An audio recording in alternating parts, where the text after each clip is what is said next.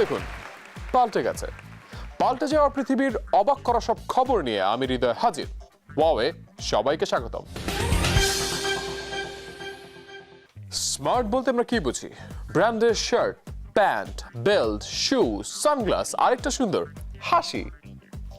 কিন্তু স্মার্ট পাখি, স্মার্ট বিড়াল, স্মার্ট কুকুর, না, মানুষকে ছাড়া স্মার্ট হিসেবে তো কাউকে ভাবাই যায় না।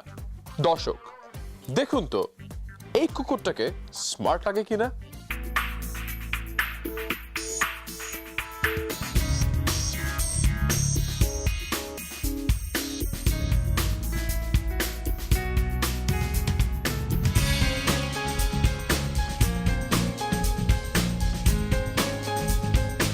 ছেলেদের পোশাক, টাই, স্যুট, সানগ্লাস পরে দিব্যি পোজ দিয়ে যাচ্ছে ক্যামেরার সামনে।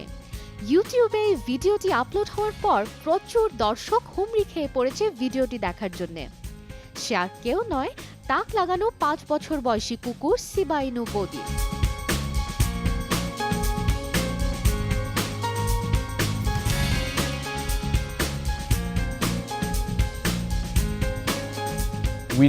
সত্যি আমি অবাক হয়েছি। যখন একে ফটোশুটের জন্য রেডি করছিলাম, ও তখন একের পর এক পোজ দিচ্ছিল। দেব দীর্ঘদিন ধরে গ্রাফিক্স ডিজাইনার হিসেবে কাজ করছেন, আর তার স্ত্রী ইয়ানা কিম একজন ফ্যাশন ডিজাইনার। তাদের পোষা এই কুকুরটিকে ড্রেস আপ করাতে শুরু করেন শখের বশে, কিন্তু এখন তা একটি ব্যবসায় রূপ নিয়েছে।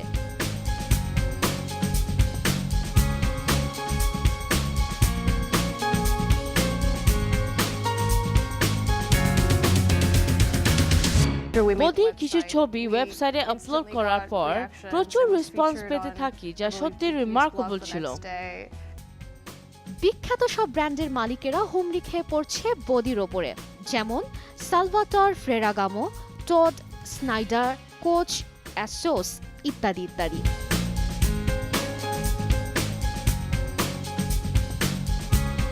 শিবা ইনু বদির সারা পৃথিবী জুড়ে রয়েছে প্রায় 1,46,000 ফলোয়ার্স। জনপ্রিয়তা, ফ্যান এবং নতুন কাজ নিয়ে ভীষণ ব্যস্ত সময় কাটাচ্ছেন মডেল কুকুর বদি। আমি যখন পুরুষের পোশাকে বদিকে দেখছিলাম, ও সবার চেয়ে আলাদা ছিল, আর আমি ছবি না তুলে থাকতেই পারলাম না।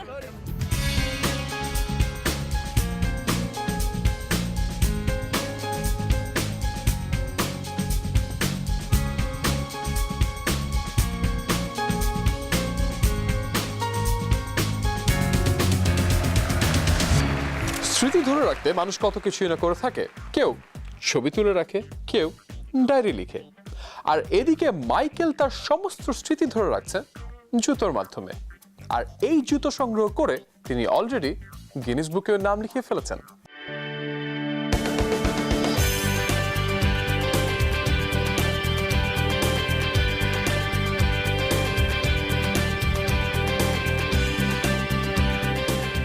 2388 জোড়া নাইকি জুতা নিয়ে 2013-তে গিনেস ওয়ার্ল্ড রেকর্ডে বিশ্বকে তাক লাগিয়ে দিয়েছেন 36 বছর বয়সী জর্ডান মাইকেল গেলার।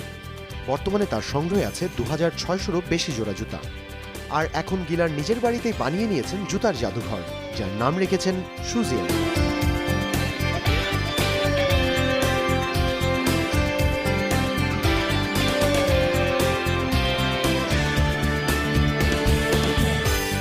লস ভেগাসে বসবাসরত জর্ডান গোলার 1999 সাল থেকে জুতা সংগ্রহ করতে শুরু করেন। বিশ্ববিখ্যাত সকল ব্যক্তিদের জুতা আছে তার এই সংগ্রহে। বিশেষ করে বাস্কেটবল খেলোয়াড় মাইকেল জর্ডান হচ্ছে তার আদর্শ। স্নিকারের প্রতি ভালোবাসা এসেছে আমার বাবার কাছ থেকে। আমার বাবা একজন ম্যারাথন ছিলেন। তিনি আমাকে স্নিকারের দোকানে নিয়ে যেতেন এবং নাইকির সম্পর্কে বলতেন। আমার নাম জর্ডান মাইকেল গেলার। হয়তো এই কারণেই আমার নাইকির সাথে ভালোবাসা জন্ম নিয়েছে। আমার মনে হয় নাইকি ব্র্যান্ড শুধুমাত্র আমার জন্য।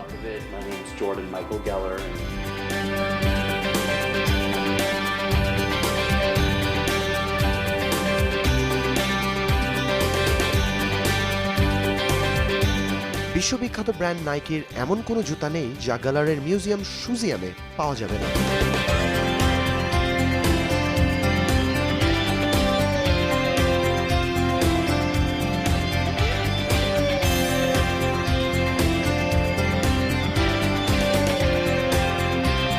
$7,500 স্কয়ার ফিটের বেশি জায়গা জুড়ে রয়েছে এই মিউজিয়ামটি।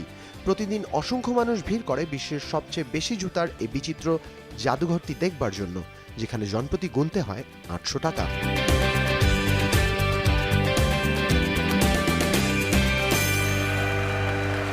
দর্শক, আপনিও কি গিনেস বুক অফ ওয়ার্ল্ড রেকর্ডে নাম লেখাতে চান? তার ব্যবস্থা করছি। তার আগে একটা ব্রেক নিয়ে নেই।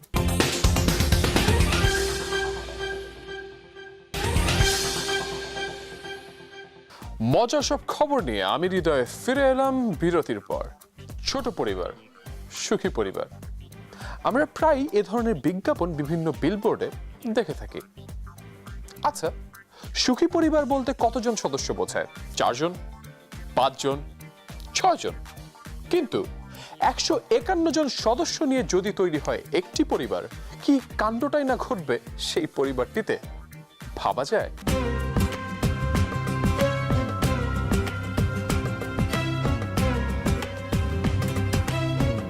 39 রমণীর স্বামী এবং পৃথিবীর সবচেয়ে বড় পরিবারের প্রধান হয়ে আমি সত্যি নিজেকে অনেক ভাগ্যবান মনে করি। এটা কোনো সিনেমার সংলাপ নয়, সত্যি জিওনা চানা 881 সদস্যের প্রধান। ভারতের মিজোরাম রাজ্যে বিশ্বের সবচেয়ে বড় পরিবারের কর্তা তিনি।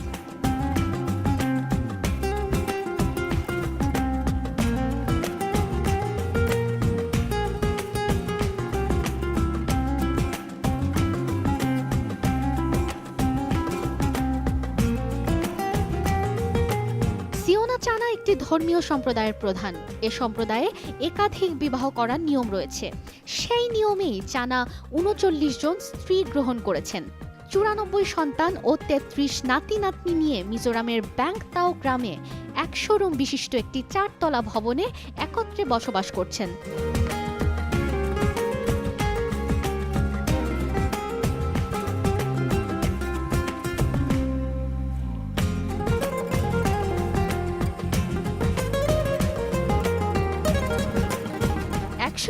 সদস্যের পরিবার সেনাবাহিনীর মতো কঠোর নিয়ম শৃঙ্খলার মাধ্যমে নিয়ন্ত্রিত হয়।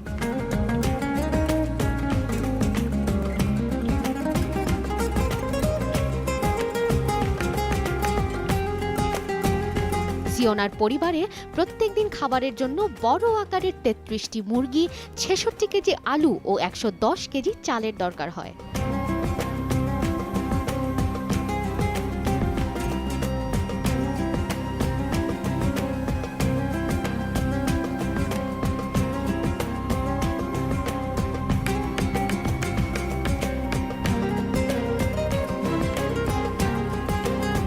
ভবিষ্যতেও তিনি এই প্রক্রিয়া অব্যাহত রাখতে চান।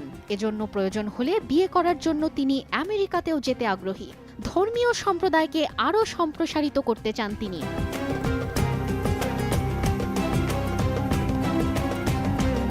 শুধু যে গোত্রের সদস্য সংখ্যা বাড়াতে চান তা নয়, অসহায় নারীদের বিয়ে করে ভরণ পোষণ, দেখাশোনা, দায়িত্ব গ্রহণ করা চানের একটি মহৎ কাজ। তাই তিনি সামাজিকভাবেও বেশ প্রশংসিত।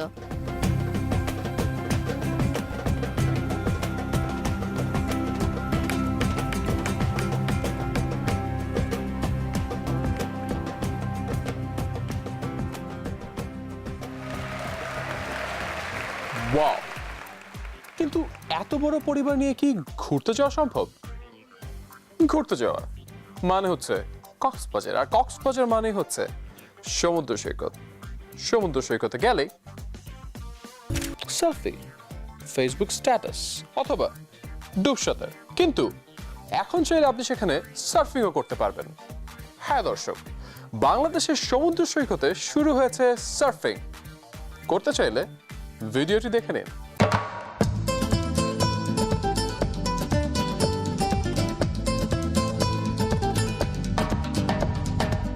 বিশ্বের দীর্ঘতম সমুদ্র সৈকত হল কক্সবাজার সমুদ্র সৈকত। সৌন্দর্য আর নানা ধরনের অ্যাডভেঞ্চার রয়েছে সৈকত জুড়ে। আর এই অ্যাডভেঞ্চারকে মাথায় নিয়ে সুঠামদেহী এক যুবক সাগরের ঢেউ নিয়ে ভিন্ন এক খেলায় মেতেছেন, যার নাম সার্ফিং। তিনি আর কেউ নন, বাংলাদেশের প্রথম সার্ফার জাফর আলম।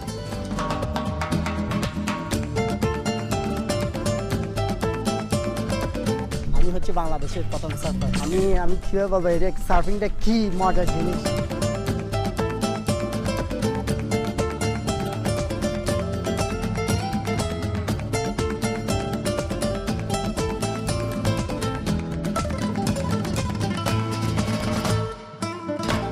সকালে সাগরে সাঁতার কাটতে গিয়ে এক অস্ট্রেলিয়ান পর্যটকের কাছে প্রথম দেখেন সার্ফবোর্ড।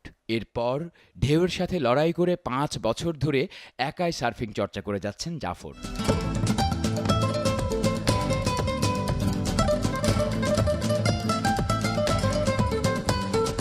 2002 সালে কক্সবাজারে সার্ফ ক্লাব প্রতিষ্ঠা করেন জাফর। তার শিক্ষার্থী এখন 48 জন।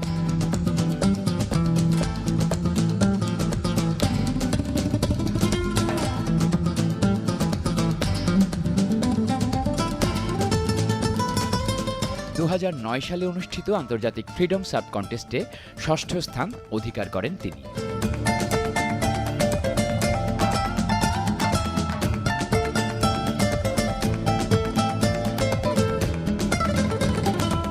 বিভিন্ন দেশগুলোতে সার্ফিং খুবই জনপ্রিয় একটা খেলা। দিনে দিনে এর জনপ্রিয়তা বেড়েই চলেছে। পৃথিবীর দীর্ঘতম সৈকত বাংলাদেশ হলেও সার্ফিং এখানে অপরিচিতই রয়ে গেছে।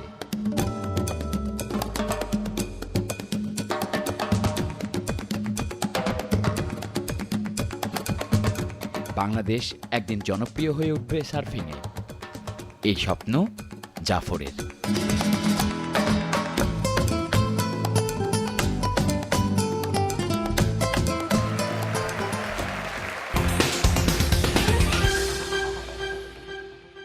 ভিন্ন এবং ব্যতিক্রম কিছু করতে কত কাণ্ড কারখানায় না করে মানুষ। তাই বলে সমাজ সংসার সবকিছু ছেড়ে দিয়ে আমাজন জঙ্গলে চলে যাওয়া। শুধু কি তাই, সেখানে এক অধিবাসীকে বিয়ে করে দিব্যি সংসার করে যাচ্ছে বাঙালি এক নারী। নিশ্চয়ই আপনাদের দেখতে ইচ্ছে করছে, চলুন দেখে ফেলি।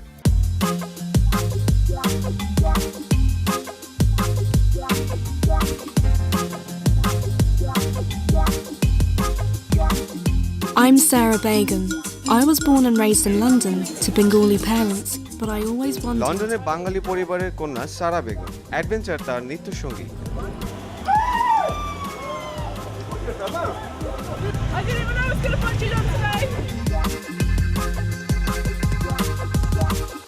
হঠাৎ মনে হলো জঙ্গলে যাবেন, যেই ভাবনায় সেই কাজ।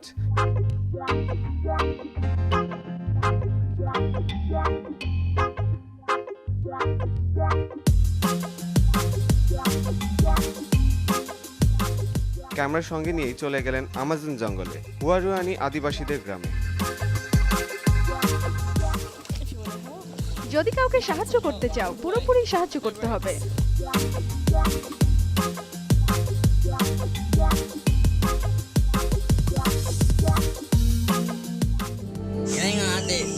বিদেশি তেল কোম্পানি এখানে আসে আর আমাদের জঙ্গল নদী সব ধ্বংস করে দিয়ে চলে যায়।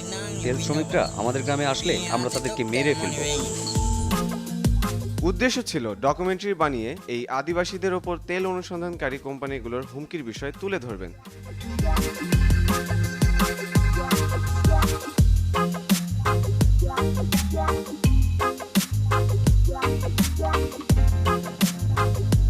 কিন্তু কিছুদিনের মধ্যেই বিয়ে করে ফেলেন এক আদিবাসী পুরুষকে।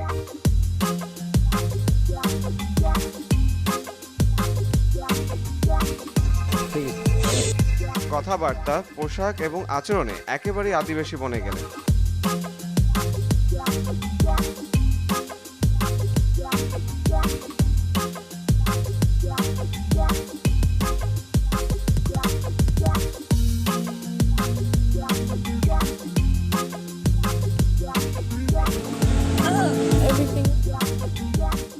লন্ডনে ফিরে আসার পর চলচ্চিত্র নির্মাতা হিসেবে আত্মপ্রকাশ করেন সারা।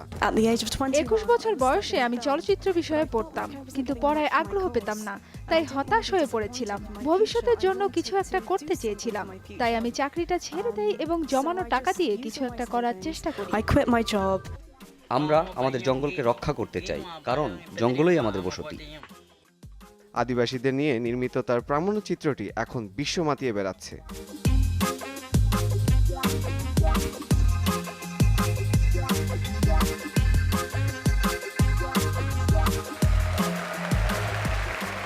প্রিয় দর্শক, আপনাদের চারপাশে এরকম মজার মজার ছবি অথবা ভিডিও তুলে পাঠিয়ে দিতে পারেন আমাদের কাছে। আমাদের ঠিকানা www.facebook.com/JamunaTV. ওয়াও! আগামী ওয়াল পর্বে আবার দেখা হবে। সেই পর্যন্ত বিস্ময়কর পৃথিবীকে উপভোগ করুন, আনন্দে থাকুন।